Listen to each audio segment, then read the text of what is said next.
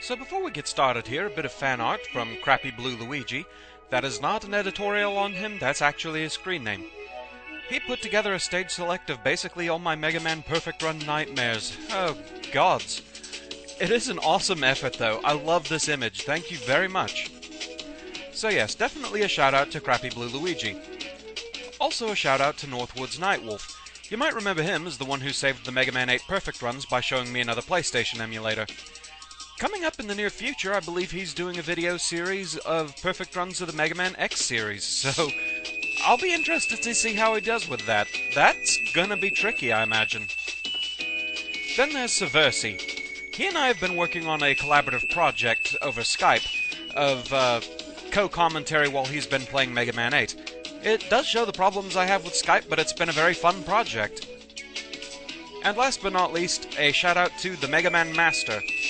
He has a new channel that he's been working on. He doesn't have too many videos up yet, but hey, you know, it's less than a year since I've really started my channel, so hey, go over there, watch his stuff, and, you know, give him some support. So one last thing I'd like to cover. Since I've been playing Mega Man Battle Network, the subject has come up of what would be my Navi if I actually was a character in that universe. And so I said obviously I'd probably be Crystal Man's operator, and if I had more than one Navi, as some characters do, my secondary Navi would be Jewel Man. So this leads me to ask something. If anyone out there, any artists who are maybe a fan of the Battle Network series, and would like to do some fan art for me but just aren't quite sure of an idea, well, here's one for you. I'm kind of interested to what people think that Navi versions of these two might look like. So if anyone feels like giving it a shot, then feel free to try it and send it to me. I'd be very interested in seeing it. So with that, let's get on with the action, shall we?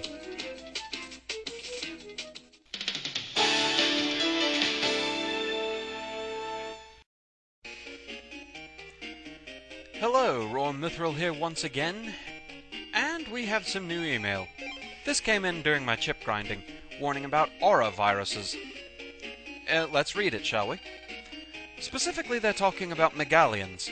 They're these bizarre flying pharaoh head-looking things that can launch their heads out of the auras to attack, though that gives you a perfect opportunity to counter. So long as the head is not within the aura, it's not protected by it. The aura itself can be dealt with as well. Say, for instance, an aura has the number 40 on it. That means it protects against and nullifies any damage less than 40. So, to destroy the aura, you have to use an attack that does at least 40 in one hit. Hey, Massa. Let's get some more calcium. It's shark time! Oh, if only you were right in the front. That is a lot of C-code chips. Let's see how many we can actually get in on him.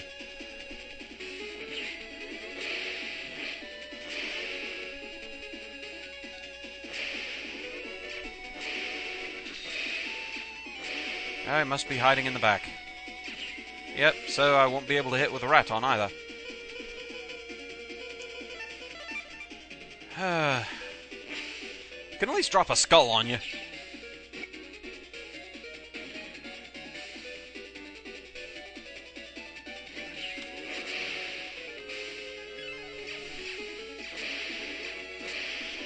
Okay, he's not there. He's not in the front. He's in the back again? Come on, you coward. Come to the front.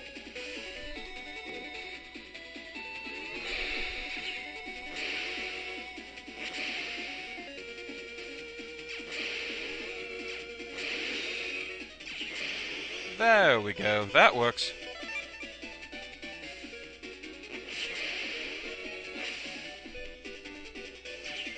A quick note about Roll in this battle. Though she's cute as a button, she really, unfortunately, is not great in this battle. The reason being, she immediately goes for whatever the first target is, whatever the closest one is. That being said, she always attacks the first fin, whether it's really Sharkman or not.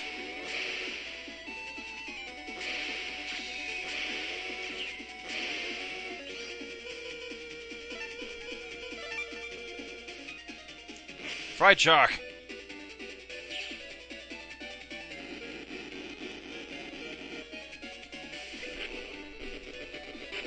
At least, unlike Color Man, he's nice enough to completely go away once you defeat him.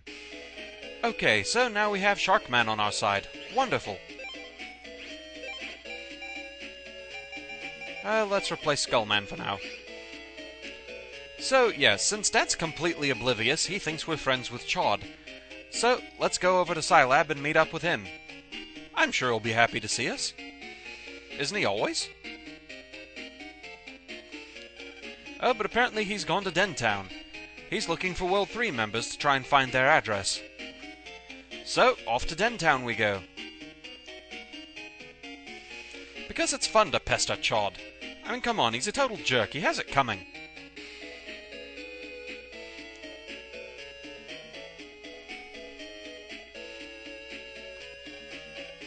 Off to Dentown we go.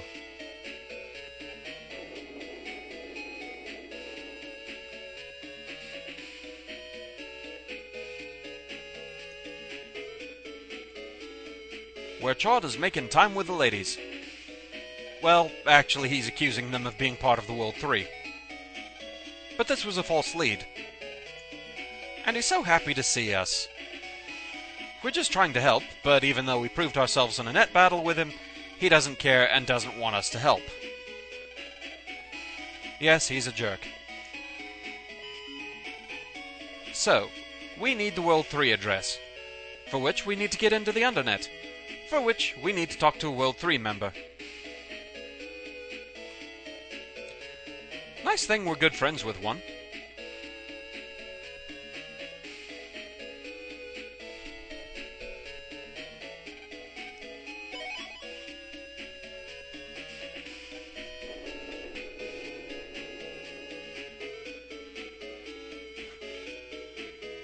Hey Higsby, we've got something to ask you.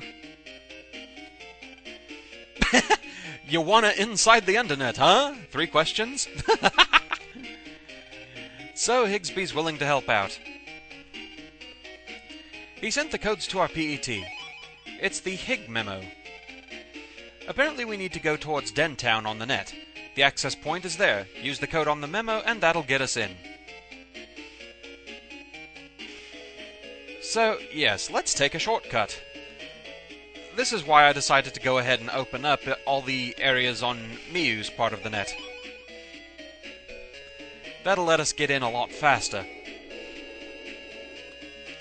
Though before we do, we can have a net battle with Chaud now.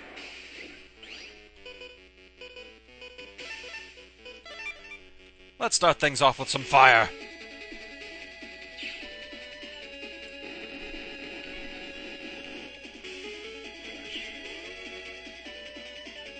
I'm going to wait for a moment to see what he does.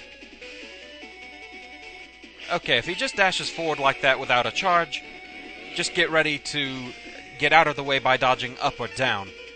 Whatever you do, don't try to dodge back. He has too much range. Now if he tries to charge, just stand your ground.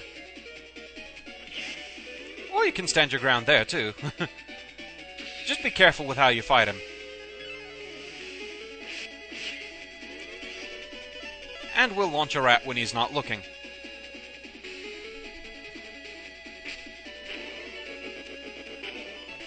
That was practically painless. And thus we have a Proto-Man chip now. So let's go ahead and stash him away in here too. Okay. So now, off to the antique shop. As soon as the light changes, there we go.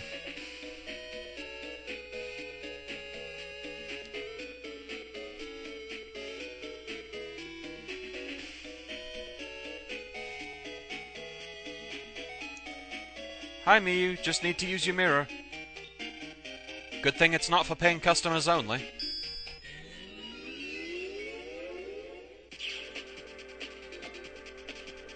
The mirror itself is slightly a long winding path, but it isn't that bad. It's a lot faster than having to go through the rest of the net anyway.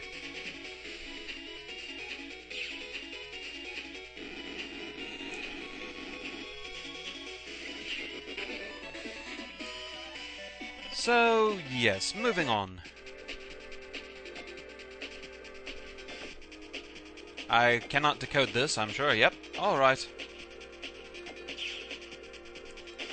So, back into Net Area 4.